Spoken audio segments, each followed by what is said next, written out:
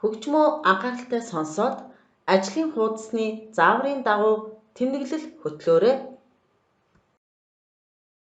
Аялгауны шинж төрхийг тодорхойлохдоо доорх үгсээс сонгож бичээрэй.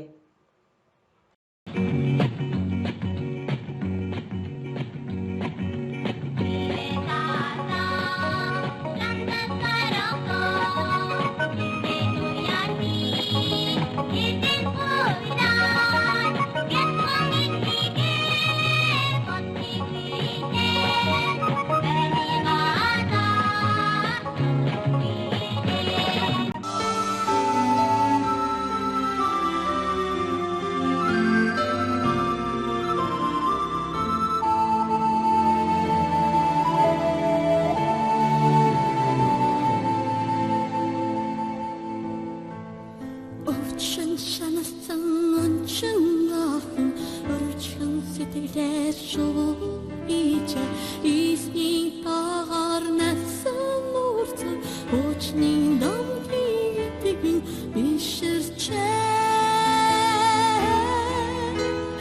нүгэнга шуугив ямарч завсан салдаг гэж